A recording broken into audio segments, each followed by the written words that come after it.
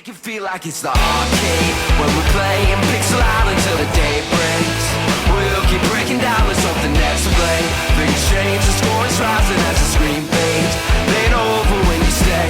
Now who's that saying they're the pinball wizard? He moves too slow with his grubby little fingers. Keep pressing buttons and see what gets triggered. I'll just smile and watch him reconsider again. Woo! This is The Fight Guy. I'm Guy.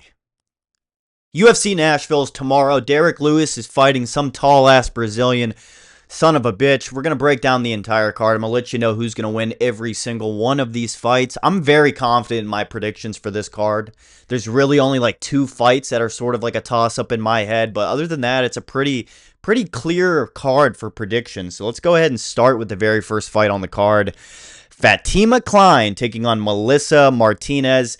This is absolutely ridiculous. First off, before I break down any of these fights, check it out. The first 2 fights on this card, I believe they're both the biggest favorites. Fatima Kline, minus 1,200 favorite. Mike Davis, minus 1,000 favorite. And I'm pretty sure those are the biggest. Yeah, those are going to be the biggest favorites on the card. Fatima Kline, not much to say about this fight. I believe she's coming off of a loss to Jasmine Jasudavicius, or that might have been her UFC debut. She lost a decision. She's coming off of a decision win against somebody. Don't really follow women's strawweight all that closely. I know it's a lot of your guys' favorite division to watch in the UFC, but this one I tend to go to the bat. Why would they put the bathroom break fight as the first fight on the card? Whatever. Fatima Kline, she's a little bit better everywhere. She's got good grappling. She's got good striking. Melissa Martinez, she just has haymakers. Out of her 8 wins, 5 of them are knockouts. None of them have been in the UFC, so you know how that story goes. Melissa Martinez, she's going to probably be going for broke in the first round. I think that Fatima Kline is going to take her down, and then after that, it's just riding out the clock until we get a decision win for Fatima Kline.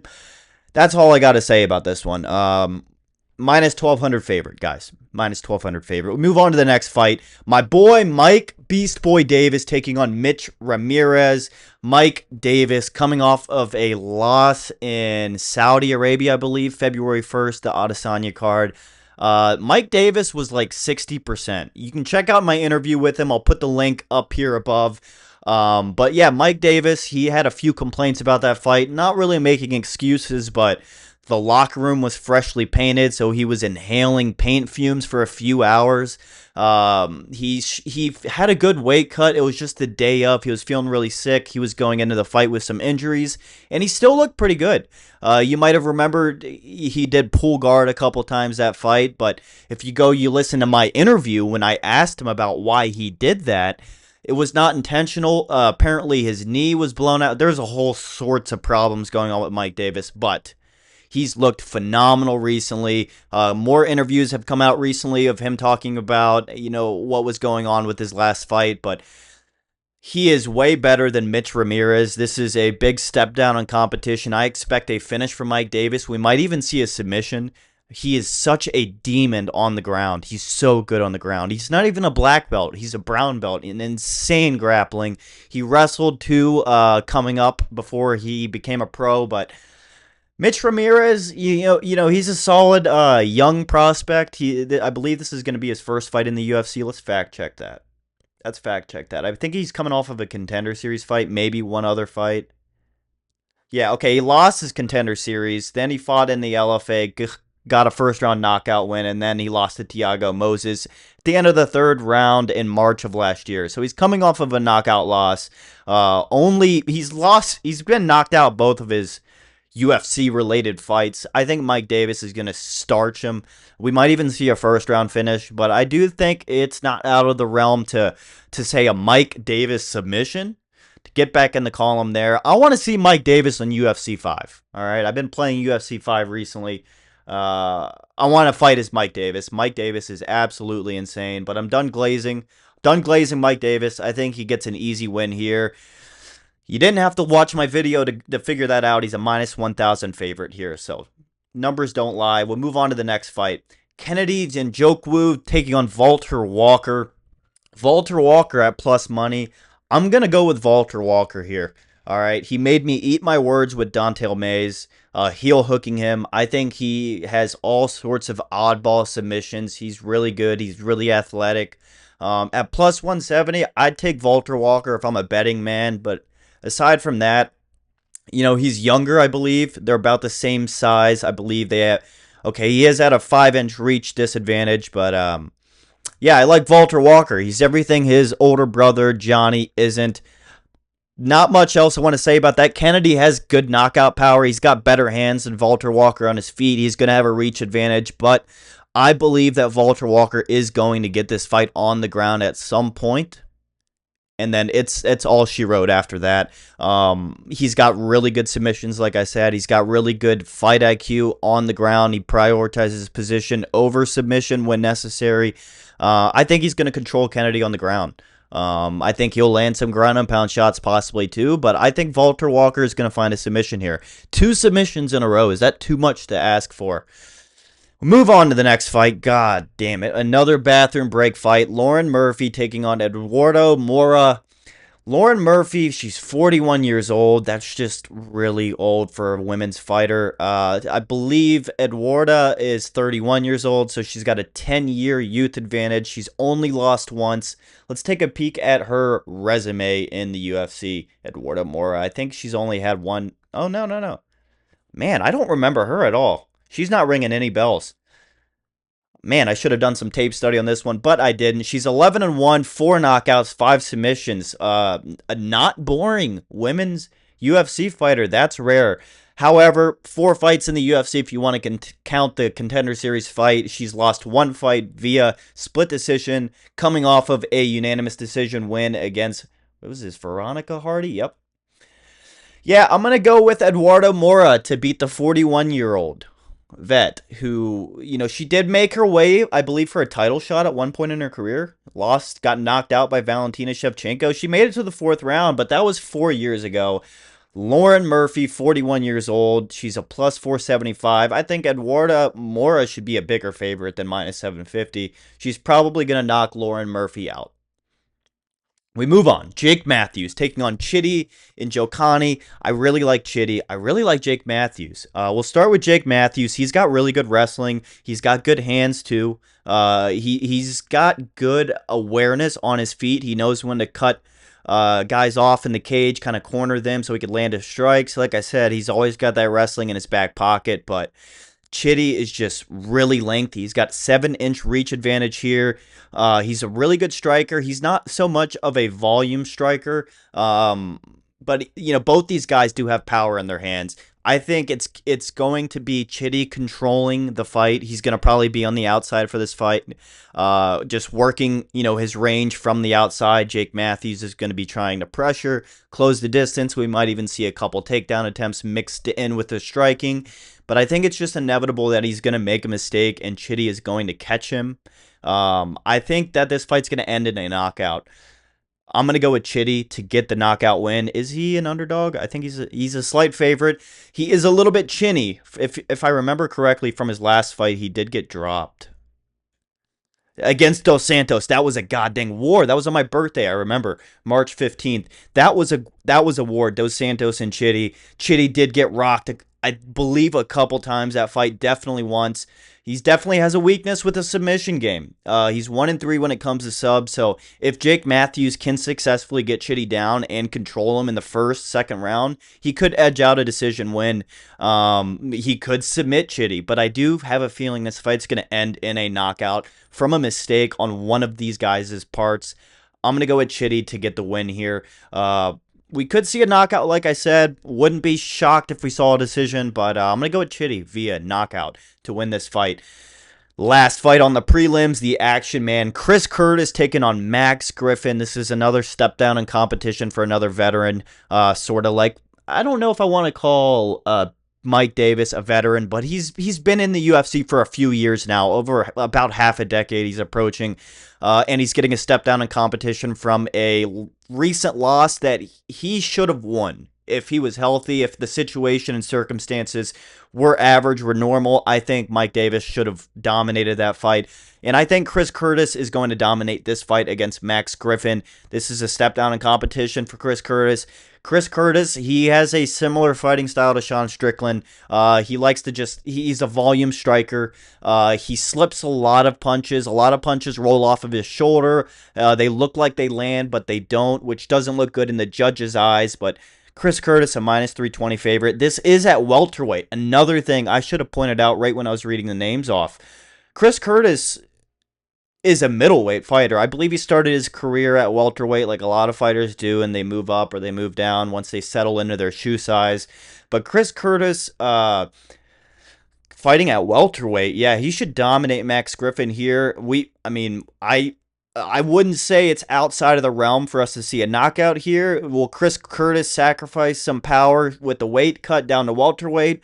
I'm not entirely sure. I do know he was dealing with some injury in one of his legs too, but it's not that big of a deal. I haven't heard much about it.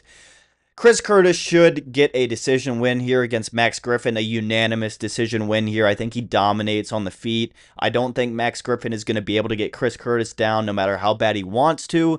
I think Chris Curtis is just going to outstrike the shit out of him on the feet. We could see a knockout from Chris Curtis. We haven't seen, 17-2 knockouts. It's been a while. I was going to say it's been a while since I've seen a Chris Curtis knockout, and I forgot that he's got 17 of them. It's about time we polish up that resume. Maybe we see a Chris Curtis knockout here. I'm expecting a decision win on his part. I'm expecting him to dominate on the feet, but the question in this fight is how much can Max Griffin take? Can he just take countless significant strikes for 15 minutes straight from Chris Curtis? I think he's going to get dropped, potentially knocked out here. Give me Chris Curtis. Man, I've went with almost every single favorite except Walter Walker so far. I mean, the matchmaking's been kind of mid. We move on to the main card. Junior Tafa at light heavyweight, taking on Tokkos. I'm going to go with Junior Tafa to win this fight. I'm shocked to see this guy in a lighter frame at light heavyweight. I thought he was going to try to fill his older brother's footsteps at heavyweight, but I really like a light heavyweight Junior Tafa. I think he can cause some damage. He could be a little wrecking ball, taking out the unranked prospects in the light heavyweight division in the next couple years. I think he's going to knock Tokkos out. I do. Tukko's pretty good. He manages distance pretty well on his feet. He's got decent striking, but he's just nothing special, and I don't think he's going to have the knockout power that Junior Tafa is bringing to the table down from the heavyweight division. So give me Junior Tafa via knockout. Should be a fun fight. I don't expect it to make it to the third round. So Junior Tafa, knockout, first or second round.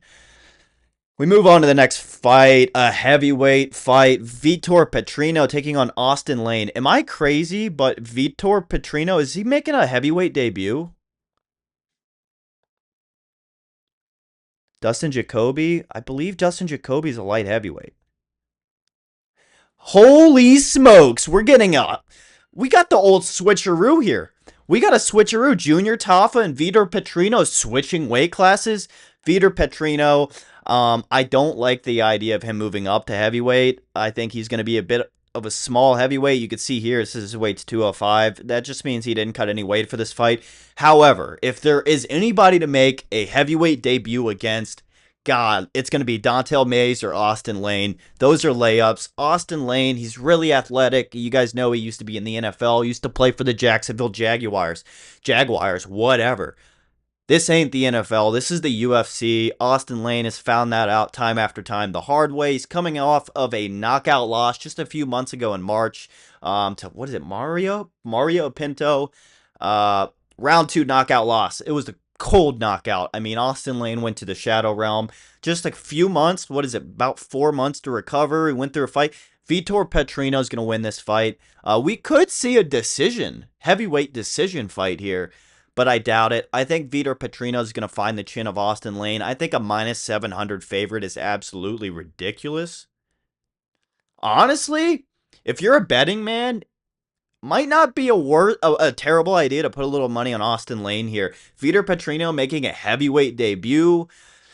You know, how's that going to affect his gas tank? You know, is he going to be able to handle punches from Austin Lane? I know Austin Lane isn't like a legitimate, I don't really look at him as a legitimate UFC fighter, and I don't mean that to insult him, but Like, he was really trying hard. He's a hard worker. He's busting his ass out there. But these people have been doing it their whole lives. They're not doing Oklahoma drills in the backyard with his dad getting ready to join the NFL Combine.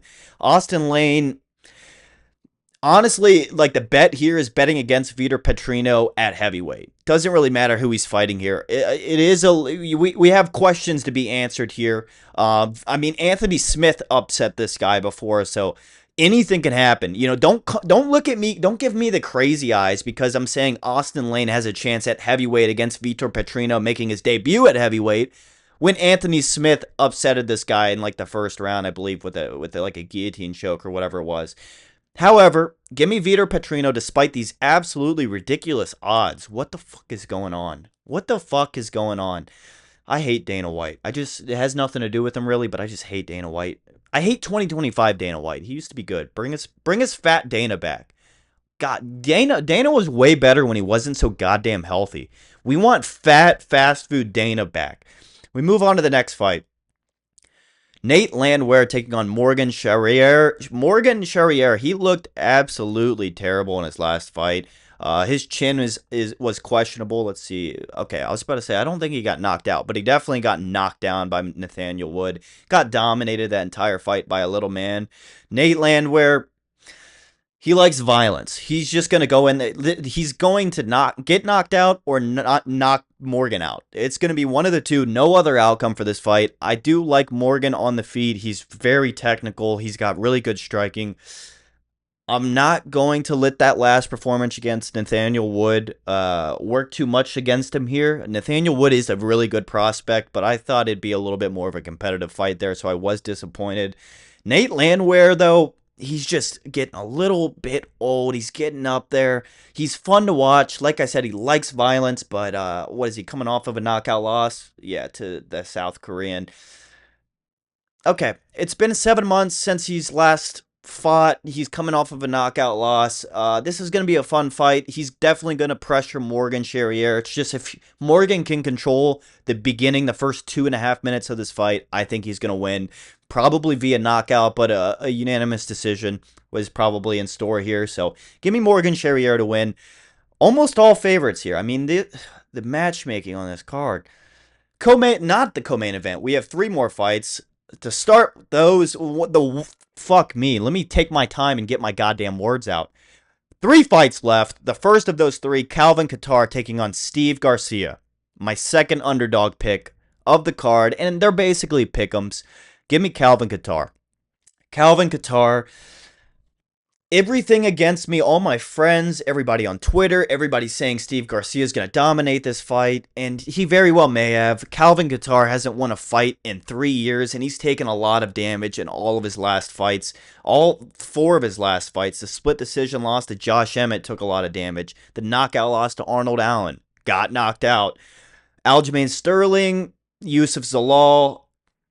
Okay, he's coming off of a loss to Yusuf Zalal just about 5 months ago. Calvin Kattar, I really want him to rebound. That's really where my pick's coming from here. I like his gym, the New England Cartel. He trains with Rob Font there.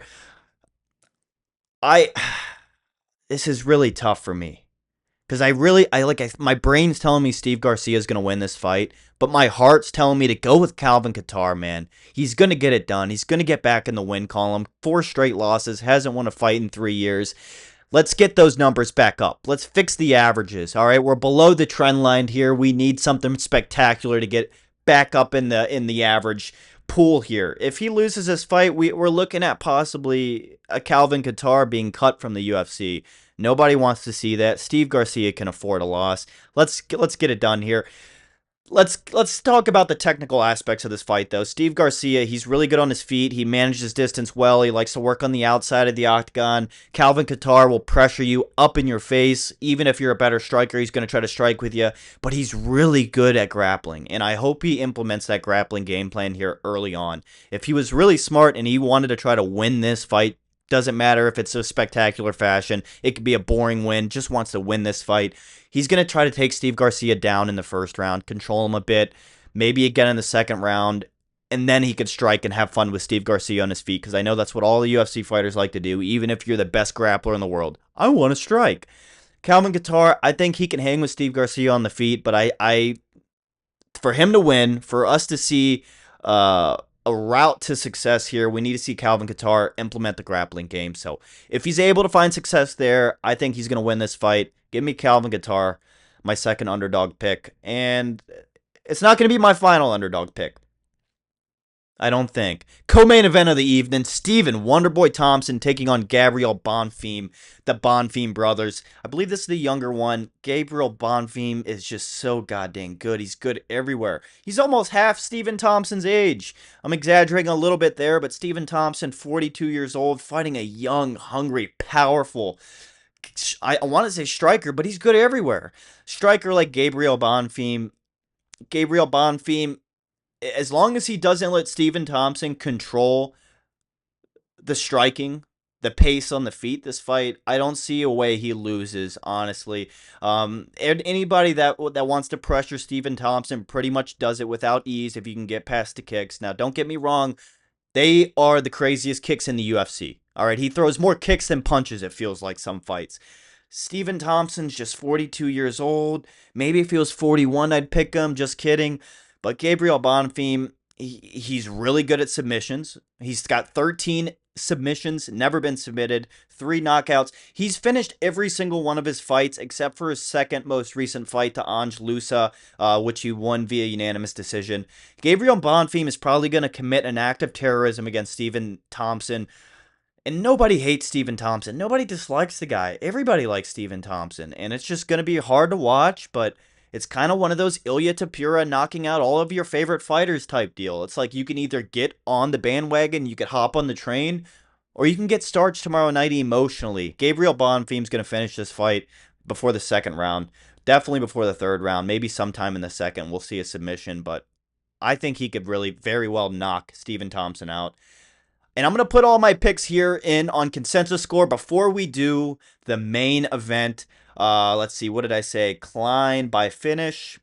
All right, for the second fight, Mitch Ramirez and Mike Davis. Give me Mike Davis by finish. Kennedy and Njokuani taking on Walter Walker. Walker by finish. Lauren Murphy, Adora Moura. Murphy's going to get fucked up this fight. Give me Moura by finish. Wow, about 50-50. Half the people have a winning decision. Absolutely nobody. Okay, whatever. Jake Matthews, Chitty Chitty Bang Bang. Give me Chitty. We're going to do by decision. Wow, that's a really close one. We move on to Max Griffin, Chris Curtis. Give me Curtis by finish. Curtis by decision is probably what we're going to see, but I like to be fun here. Junior Tafa is going to knock out Tokkos. Vitor Petrino, Austin Lane. Petrino by finish. That is the most favorited. Look at that, guys. If you want to bet, minus 750 Petrino, maybe mix in Petrino via knockout. Make a little bit of money. Nate Landwehr, Morgan Charrière. Give me Charrière by finish. Calvin Kattar, Steve Garcia. We're going to do Kattar by decision. And Stephen Thompson, Gabriel Bonfim, the fight that I just covered. Bonfim is certainly going to win by finish. Wow, a lot of people have Stephen Thompson by decision. That's interesting. And it's no secret here. I already voted. Give me Derek Lewis by finish. That's who I'm going with. For our main event of the evening, we'll scroll on up. Derek Lewis, Taliesin Teixeira. Teixeira, I believe he's finished all of his fights via knockout. 8-0. Let's check that. 7 knockouts, 1 submission. He's finished all of his fights. Okay, give me a break here. Derek Lewis is the knockout king. All right, he's a plus 240 here, 2.5 times your money. Derek Lewis, I think he's fun to watch. He's fun for the post-fight interviews, taking his shorts off, knocking people out. Most knockouts in UFC history. I think he's from Houston, but we claim him as a Louisiana boy. Wanted to see him on the pay-per-view next week, but we're getting him to headline a Nashville card, which we haven't had a Nashville card in 2 years, by the way. Fun fact, August of 23. Derek Lewis, 40 years old. He's fighting somebody almost half his age, a young prospect. Taliesin Teixeira, I believe 2 fights in the UFC, both first round knockout wins. If you want to count the Dana White Contender Series fight, it's a UFC fight. Derek Lewis, I think he's coming off of a win. Yeah, he's coming off of a round 3 knockout win against Rodrigo Nascimento. That's right. Derek Lewis, okay, a lot of people, they're not taking him seriously anymore as a fighter. He could potentially be a heavyweight champion still, all right? So shut the fuck up if you think otherwise. Derek Lewis, people were criticizing his weight, him being in shape before his last fight because he was coming off of a loss. Listen, he looked really fucking good in that last fight. I saw abs on him. He lost a lot of weight. As long as he keeps that discipline, I hope he did, from his last fight camp, he's looking really good for this fight against Teixeira. Teixeira is really tall. I think he's like 6'8". He does have a 4-inch reach advantage on Derek Lewis, but Derek Lewis is a goddamn refrigerator. He's built like a brown refrigerator. All right, and he hits like 1-2. I think the odds should be a little bit closer for this. I feel disrespected that Teixeira, with one fight in the UFC after getting a contract, is a -300 favorite against the knockout king. All right, who's coming off of a knockout win? When was that knockout? Was it this year? Oh wow, it's been over a year since we've last seen Derek Lewis. Derek Lewis via knockout. All I got to say about this, I'm not even gonna make it any more complicated than that. This fight's going to end in a knockout. I think if he could evade the danger of Teixeira in the first round, because he likes to knock people out in the first round. I mean, shit. You know what? Step in the pocket with Derek Lewis. Round 1 knockout, Derek Lewis. I'm done. This is the Fight Guy. Thank you so much for watching. I will see you guys after the fight card. I'll post a video as soon as the card wraps up. Please give my video a thumbs up. It helps me a lot. All you got to do is click a button. Subscribe to the channel if you're new. UFC fighter interviews, video breakdowns, and recaps every single week. Thank you so much for watching. It's the Fight Guy.